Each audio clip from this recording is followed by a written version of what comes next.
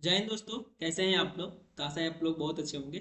मैं बता दूं कि हम लोग जो है एनसीईआरटी की जो है क्लास कर रहे थे, और एनसीईआरटी में जो है हम लोगों का हम लोग का जो है ये क्लास 12 है। ठीक है, तो ये जो सीरीज है ना आपके लिए बहुत इंपॉर्टेंट है। थोड़ा सा मैं आपको बता देता हूँ, फिर हम लोग अपना क्लास स्टार्ट करते हैं।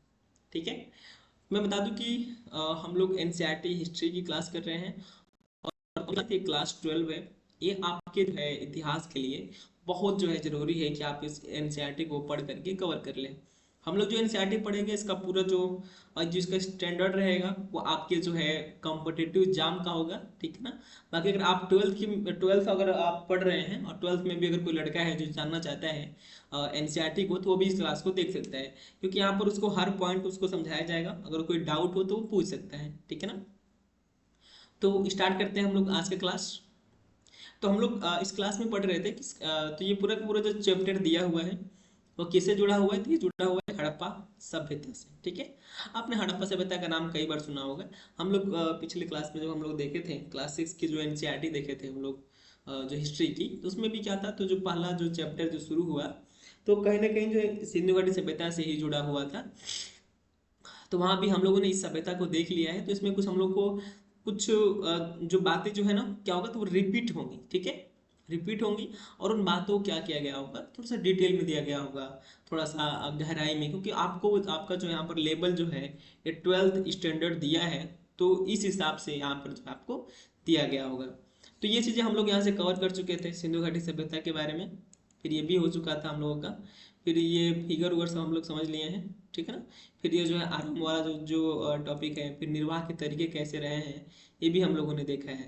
ठीक है, तो आज हम लोग देखेंगे कि जो सिंधु घाटी सभ्यता के जो लोग थे, उनका जो कृषि प्रौद्योगिकी है, जो उनका एग्रीकल्चर जो टेक्नोलॉजी है, वह कैसा था। ठीक है, देखिए, हालांकि अनाज के दानों से, इसको समझते हैं, हालांकि अनाज के दानों से कृषि के संकेत मिलते हैं, पर वास्तविक कृषि विधियों के विषय में स्पष्ट जानकारी मिलना कठिन है।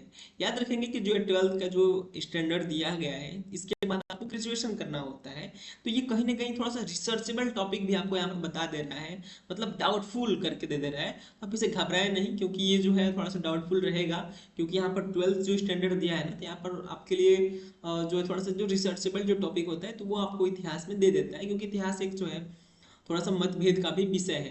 तो आप याद रखेंगे कि जो भी मतभेद वाले टॉपिक होंगे, उसे यूपीएससी और जो यहाँ तक कि स्टेट पीसीएस है, और जितने सारे जो कॉम्पिटेटिव एग्जाम होते हैं, वो आपसे नहीं पूछेंगे।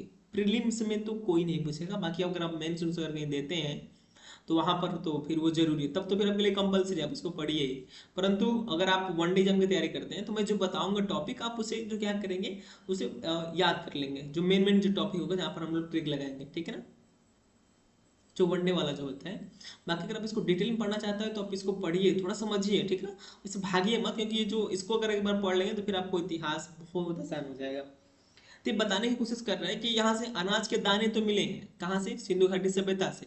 लेकिन यहाँ पर जो है वास्तविक जो कृषि जो विधि होती है, जैसे कि आज की जो कृषि विधियां कैसी है, बाकायदे जो है जुताई होती है, इसमें बीज बोया जाता है, फिर सिंचाई होती है, इस तरह है कि नहीं है? एक पैटर्न बन चुका है कृषि का। लेकिन स्टार्टिंग में जो जब सभ्यता बनी होंगी, तो वहां पर जाहिर सी बात है इस तरह पैटर्न नहीं होगा, या होगा भी तो अभी तक इसकी स्पष्ट जानकारी नहीं मिली। क्वेश्चन पूछता है एनसीईआरटी, क्या जुते हुए खेतों में बीजों का छिड़काव किया जाता था? अगर आप गांव से बिलोंग करते होंगे तो आपने सुना होगा ना, एक पैरा धान छिड़ा जाता है जो काला काला होता है, उसे लाएंगे लोग। और आजकल तो हम देखते हैं गांव में ना कि जैसे बारिश कम हो रहा है, तो बहुत लोग क्या करते हैं, तो कृषि नहीं करते हैं। ठीक है ना, मतलब खेती करना नहीं चाहते हैं, क्योंकि उनको लगता है कि नहीं इस बार फसल नहीं होगी। लेकिन जैसे ही जब बारिश हो जाती है, तो क्या करते हैं वो लोग, फटाक से जो है खेत की जुताई करेंगे और उस पैरा धान को लाकर छींट देंगे। वही क्या है, तो छिड़काव जो है बीज वाला सिस्टम है, कि आप अचानक गए और बारिश वारिश देखें तो बीज छींट दिए, मतलब उसमें मेहनत कम लगता है, और इसमें उपज भी कम होती है। ठीक है ना, और जो गुच्छेदार जो गुच्छा लगाया जाता है, उसमें उपज ज्यादा होती है।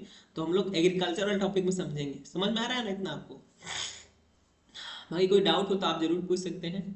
अब देखिए, मोहरों पर किए गए रेखांकन तथा जो है मृद मूर्तियां यह इंगित करती हैं कि वृषभ के विषय में जानकारी थी।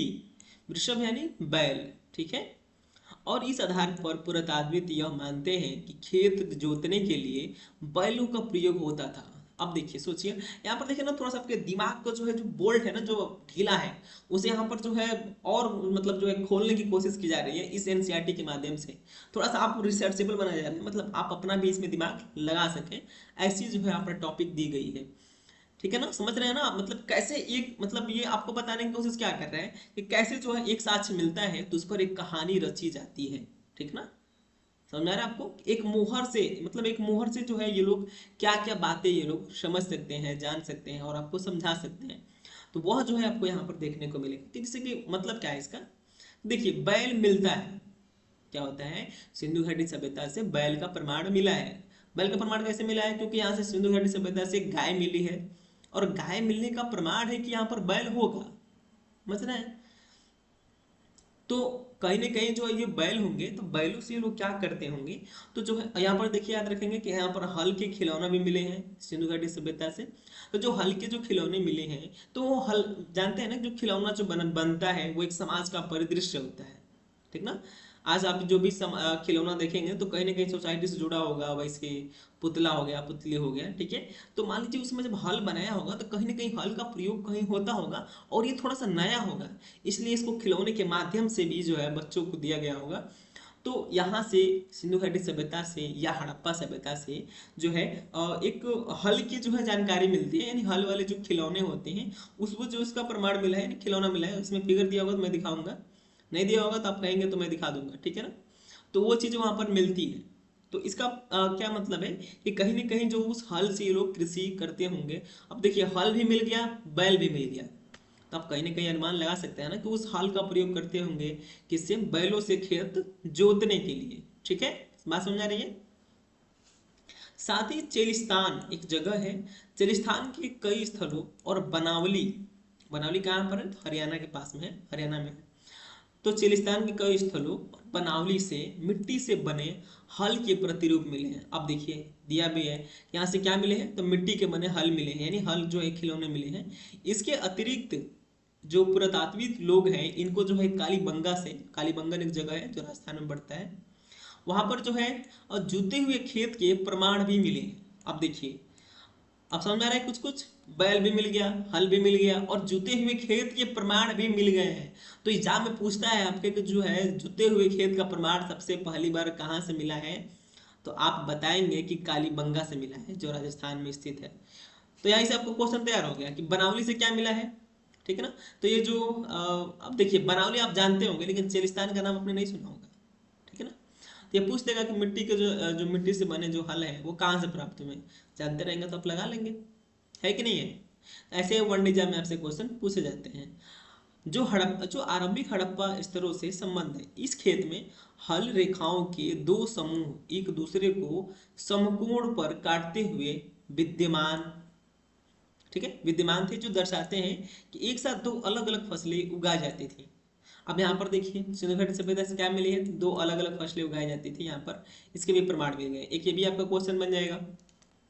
आज भी आप देखते नहीं कि खेत में आपके जो है बोएंगे, तो उसमें जो है सरसों की भी बुआई होती है कि नहीं होती है। तो देखिए आगे देखिए, पुरातात्विदों ने फसलों की कटाई के लिए प्रयुक्त औजारों को पहचानने का भी प्रयास किया है। क्या हड़प्पा सभ्यता के लोग लकड़ी के हाथों में बिठाए गए पत्थर के फलकों का प्रयोग करते थे, या फिर वे धातु के औजारों का प्रयोग करते थे। ये क्वेश्चन है आपसे, क्या आप मतलब थोड़ा सोचिए।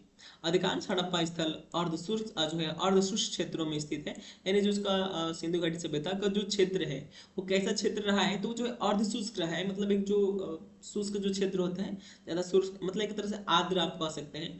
ठीक है, जहाँ संभवतः कृषि के लिए सिंचाई की आवश्यकता पड़ती होगी। ठीक है, थोड़ा सा सूखा वाला क्षेत्र है तो यहाँ पर सिंचाई की भी आवश्यकता पड़ती होगी। अफगानिस्तान में सोरतुघई नामक हड़प्पा स्थल से नहरों के भी कुछ अवशेष मिले हैं। तो आपसे एग्जाम में पूछ देगा कि सिंधु घाटी सभ्यता में कौन सी जगह से जो है नहरों के अवशेष मिले हैं, तो आप बता देंगे कहाँ से मिले हैं। तो अफगानिस्तान में एक सोरतुघई नामक हड़प्पा स्थल है, वहीं से जो है नहरों के भी प्रमाण मिले हैं। तो धीरे धीरे आपको क्या पता चला कि नहर के भी यहाँ से प्रमाण मिले हैं, परंतु पंजाब और सिंध में नहीं। अब देखिए ये पंजाब और सिंध में नहीं, ये ऑप्शन दे देगा पंजाब सिंध और सोरतुघई, कंफ्यूज हो जाएंगे, करे सोरतुघई मैंने पढ़ा ही नहीं है लेकिन ऐसा है। ऐसा संभव है कि प्राचीन नहरें बहुत पहले ही गाद से भर गई थी। गाद मतलब समझ रहे हैं, जो उसका जो गाद मतलब जो है, मान लीजिए कोई नदी चलती आ रही है तो अपने साथ बहुत सारे जो है कचरा उठा के लेकर आती है, और उसमें देख रहे हो ना ऊपर जो गाज, वही गाद वाला सिस्टम जो उसका कचरा होता है, तो उससे भर गया होगा। ऐसा भी हो सकता है कि कुओं से जो है प्राप्त पानी का प्रयोग सिंचाई के लिए किया होगा। मतलब यहाँ पर एक अनुमान लगाया गया है कि जो सिंधु घाटी सभ्यता के जो लोग हैं वो क्या करते थे, तो जो है जो कुआं है, तो जो कुएं के जो पानी है उससे भी ये लोग सिंचाई करते होंगे कहीं ना कहीं। इसके अतिरिक्त जो धौलावीरा है, तो धौलावीरा जो है जो गुजरात में है, वहां से जो मिले जलाशयों का प्रयोग संभवतः कृषि के लिए जल संचयन हेतु किया जाता था। यानी यहाँ से जलाशय के भी प्रमाण मिले हैं। जलाशय का प्रमाण कहाँ से मिला है, तो धौलावीरा से। इस एनसीईआरटी में आपके बहुत सारे वनडे क्वेश्चन तैयार होते हैं, आप कल्पना नहीं कर पाएंगे कितने, तो बहुत ज्यादा। क्योंकि यहाँ पर क्या देता है, आपको एक कहानी देता है और उसी कहानी में फैक्ट दे दिया हुआ है। तो कहानी तो आपसे एग्जाम में पूछेगा नहीं, परंतु आप कहानी समझे रहेंगे तो उस फैक्ट को भी समझ जाएंगे और अपना एग्जाम में लगा सकते हैं। ठीक है, इतना बात समझ में आ गया आपको। तो ये रही इसकी कृषि प्रौद्योगिकी। जो जो सिंधु घाटी सभ्यता की जो कृषि है, वो कृषि हम लोगों ने यहाँ से समझ लिया। कृषि में क्या क्या मतलब सिस्टम रहा है, तो आपको समझ में आ गया होगा। ठीक है, तो ये कृषि वाला जो टॉपिक था हम लोग का खत्म होता है। ये देखिए यहाँ पर कुछ दिया हुआ है, धातु का औजार जैसे कि यहाँ पर दे दिए गए, सब मेटल्स के हैं। देख रहे हैं आज के जैसे कि जो छैनी होती है, छिन्नी हथौड़ी वाला जो होता है, तो वो छिन्नी जैसा जो है ये मतलब लग रहा है कुछ ना कुछ। ठीक है,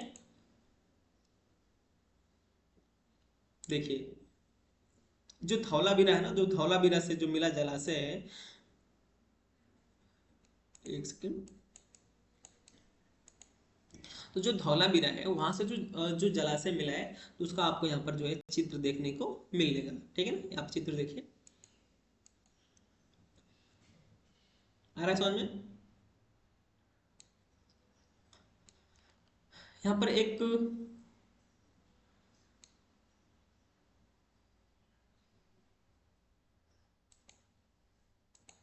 यहाँ पर जो एक आपसे क्वेश्चन दिया गया है, इसके जो जो पूरा वस्तुएं होती है, यानी जो पुरानी वस्तुएं होती हैं, उसको जो हमारे आर्कियोलॉजिस्ट हैं वो कैसे पहचान करते हैं। परंतु आप इसे पढ़ेंगे तो आप भी पहचान कर पाएंगे। ठीक है ना, क्योंकि बहुत सारे जो बच्चे होते हैं जो 12th पढ़ने के बाद फिर जो है वो ग्रेजुएशन करते हैं, ग्रेजुएशन करने के बाद वो जो है मास्टर डिग्री लेते हैं, मास्टर के बाद वो पीएचडी करते हैं और जो है रिसर्च में जाते हैं। तो रिसर्च में जाएंगे तो आपको यहीं से जो है आपका स्टेप शुरू होता है क्लास 12 से ही। ठीक है ना, तो जो इसमें क्या है, थोड़ा सा रिसर्चेबल टॉपिक है। आप यहीं से तो समझेंगे कि आखिर पूरा वस्तुएं क्या होती हैं, पुराने वस्तु को कैसे पहचान करते हैं। बाकी अगर आप आगे जाएंगे तो वहाँ भी थोड़ा सा आपको और डिटेल में देखने को मिलता है। थोड़ा सा हम लोग इसको देख लेते हैं कि आखिर हम लोग पुरानी वस्तुओं से कैसे पहचान कर पाएंगे।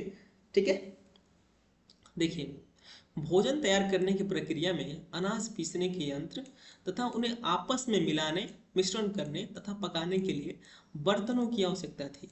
इन सभी को पत्थर, धातु तथा मिट्टी से बनाया जाता था। यहाँ एक महत्वपूर्ण हड़प्पा स्थल मोहनजोदड़ो में हुए उत्खननों पर सबसे आरंभिक रिपोर्टों में से एक से कुछ उदाहरण किए जा रहे हैं।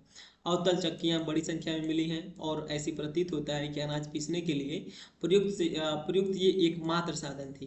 साधारणतः ये चक्कियां जो है स्थूलतः कठोर कंकरीले अग्निज अथवा बलुआ पत्थर से निर्मित थी। यानी क्या बताने की कोशिश कर रहे हैं कि जो जो अनाज की जो पिसाई होती है, ठीक है, तो अनाज की जो पिसाई होती है तो वो पिसाई कैसे होती है और किस चीज में होती है, तो वो यहाँ पर आपको देखने को मिलेगा।